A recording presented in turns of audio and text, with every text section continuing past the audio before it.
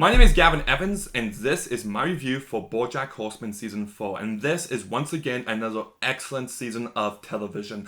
And just like my past reviews, this is an in-depth spoiler review, so if you haven't seen Bojack Horseman Season 4, go and watch it, then come back and watch my review because it is an excellent show. The first episode of Season 4 is called See Mr. Peanut Butter 1, and I loved the entire plot of Mr. Peanut Butter challenging the governor to a ski race, and the winner gets to be the governor.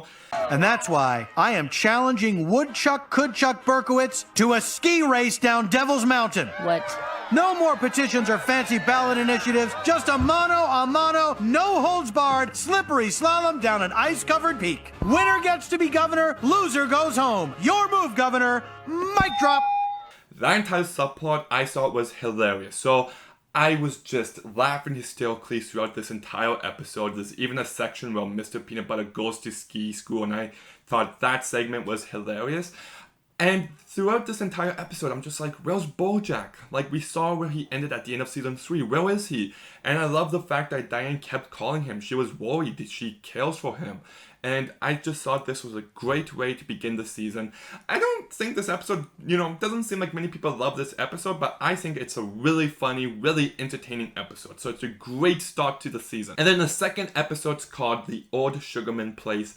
And yeah, we 2 episodes in and we already get a phenomenal episode of television. This is a perfect episode.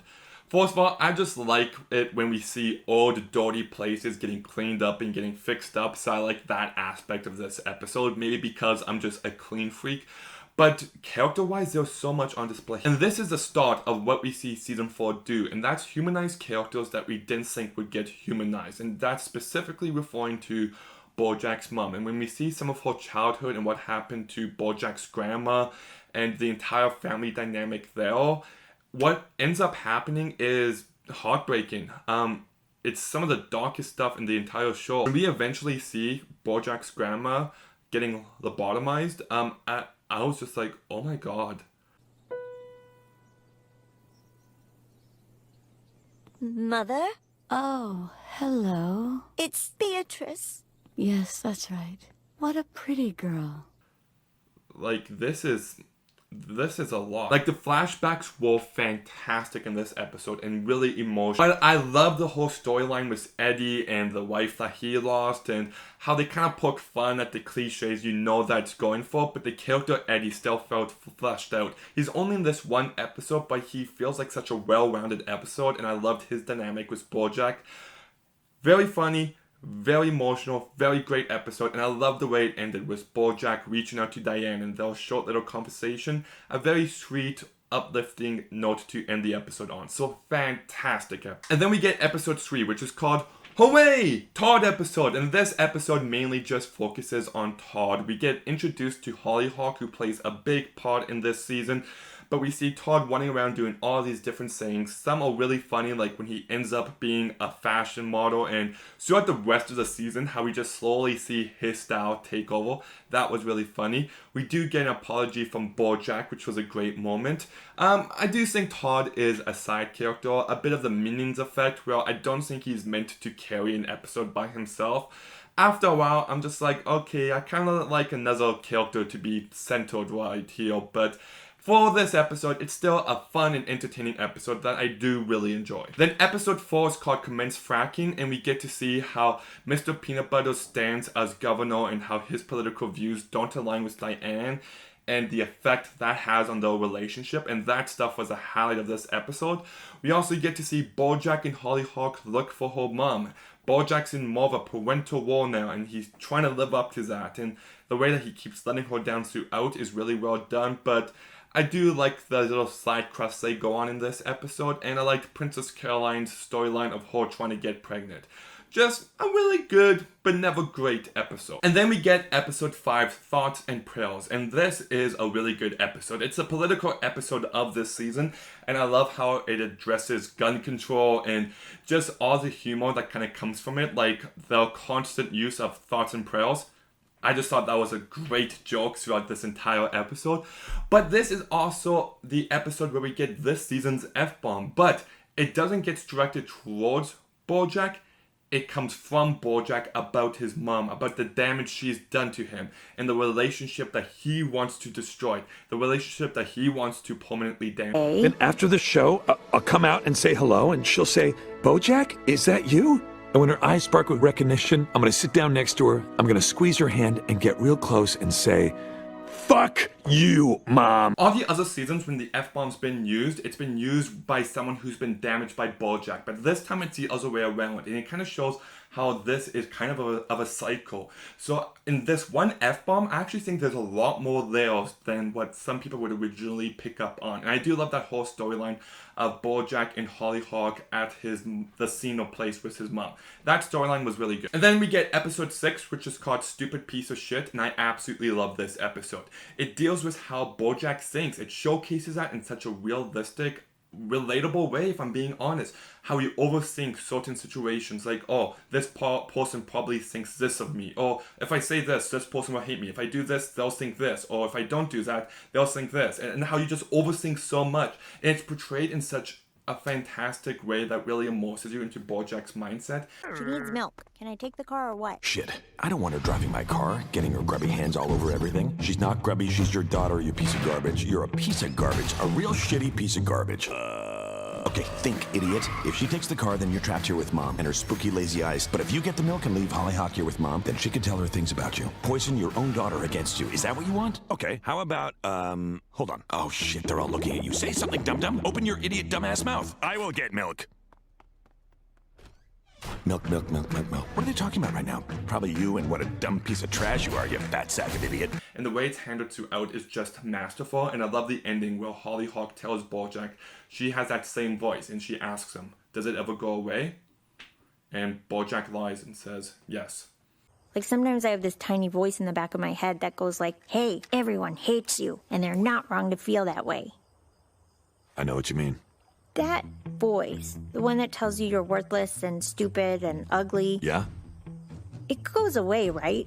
It's just like a dumb teenage girl thing, but then it goes away. Yeah.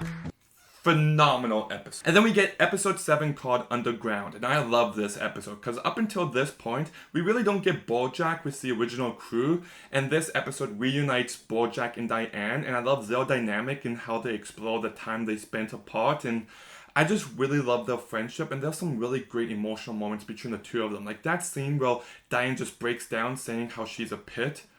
Why can't I be happy? Am I busted? No. I am. I'm a pit. I'm a pit that good things fall into. Diane, you're not a pit. I just love the friendship between the two of them, and not just that, this episode is really funny. The whole plot of the house going underground is hilarious, about how we get Woodchuck Chuck want to take charge and Mr. Peanut Butter want to take charge, and how Zach Braff is just like, oh, I get turned on every time there's a change in power dynamics, and how he's like that the entire episode. It's just so absurd. I have a condition where every time I sense a shift in power dynamics, I have a tiny orgasm. Oh no, I'm sensing a shift in power.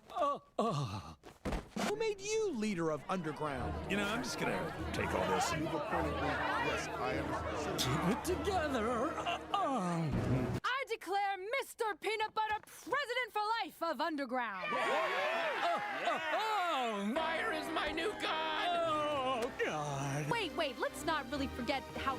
Water is my new god now. Oh boy. And then we also get all of Mr. Peanut Butter's exes in the same room together, and that plot was really funny. I just thought this was a really funny episode with some great character moments and some really great hard-hitting drama. And then we get episode 8, The Judge, and this is another good episode. I absolutely love the fact that Hollyhock states dating someone and Bojack acts like the jealous dad, and he's trying to prove to her that he's a scumbag, and when he eventually does prove it, and how he just feels crappy about himself and how he feels bad for her, I just like that element of the episode. That said, all the other subplots of Mr. Peanut Butter, you know, helping out Mr. Woodchuck Chuck or whatever his name is, and Princess Caroline meeting Ralph's parents, that stuff isn't as great here, but it's still a decent episode. And episode 9 is called Lucy, and we get Princess Caroline's daughter telling the story of how she came to be.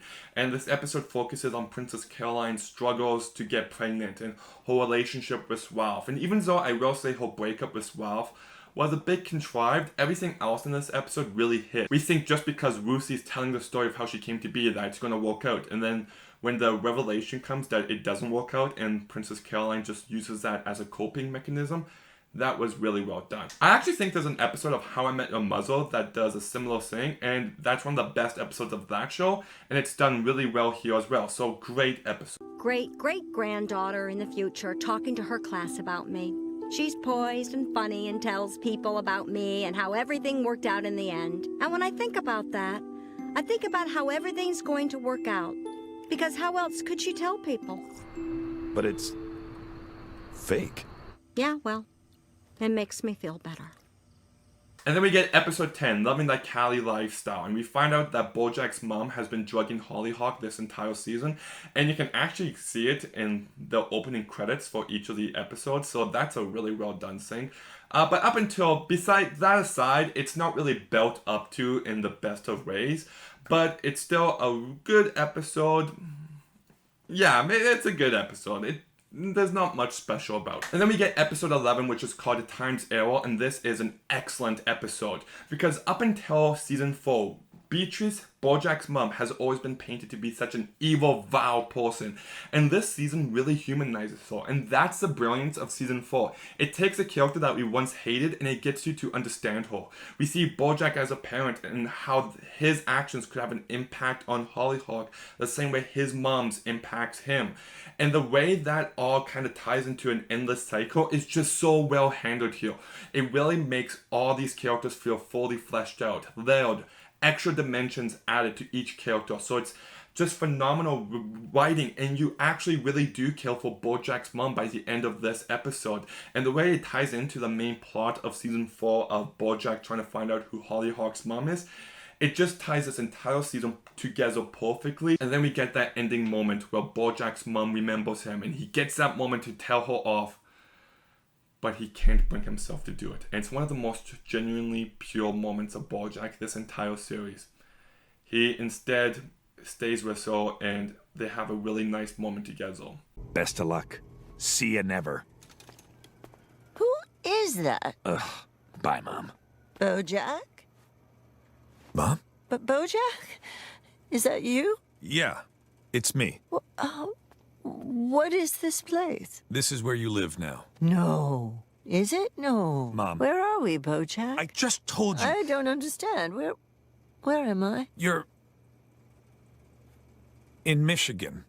Michigan? Yeah, at the lake house. I am? And it's a warm summer night, and the fireflies are dancing in the sky, and your whole family is here, and they're telling you that everything is going to be all right. What are we doing here, Bojack? We're sitting on the back porch, and we're listening to your brother play the piano, and we're eating ice cream. It's a really fantastic episode, and I love how it kind of plays out to everything that season 4 did of humanizing certain characters, and it just adds so much to the show. And then we get the season 4 finale, What Time Is It Right Now? And this is a really good season finale. In fact, if the show ended here, this would be one of the few season finales that it would have been a happy ending for Bojack. That last moment between him and Hollyhock, where she tells him that she wants to be in his life as a brother and sister, and Bojack just smiles. That is such a sweet, emotionally moving moment. And if this was the end of the show, it would have been a very happy ending. But it's not. I do love the rest of the stuff in this episode. I do think there's some really funny moments. Like everything involving Hollyhock's dad just cracks me up. And I think the Diane and Mr. Peanut Butter stuff is handled excellently. Just everything we know about these characters comes to a head here. And it's handled so perfectly. Just that line where Diane's just like, sometimes our marriage is just so perfect if you look at it just right. And then she breaks down crying, but I'm so tired of squinting. And it's messy. And at first glance, it doesn't seem to make any sense. And it's hard to figure out. But sometimes, if you squint at it just right, everything lines up and it's the most perfect, beautiful, amazing thing. Yeah, I know what you mean. But I'm so tired of squinting.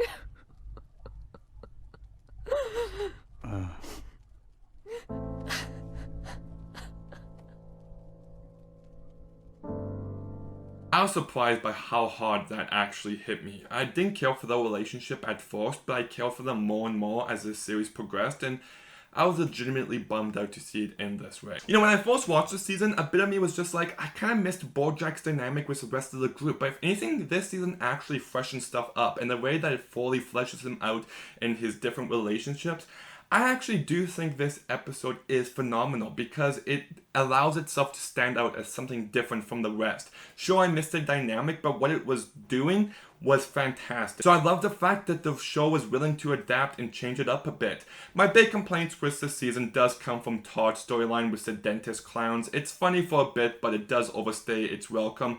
And same with Mr. Peanut Butter's storyline of running for governor. It starts off as hilarious, and there's great moments throughout, but it does overstay its welcome. But the rest of this season was really great. It adds extra layers to the characters that we know, but the way it humanizes Bojack's mom and the relationship between Bojack and Hollyhock is just a great addition to this show. I think this is another fantastic season of television. I'm going to go ahead and give Bojack Season 4 a 9.5 out of 10. Okay, have you seen Bojack Horseman Season 4? What did you think about it? Let me know in the comments down below. Make sure you like, make sure you comment, make sure you subscribe. Stay tuned for some more videos soon, and Gavin out.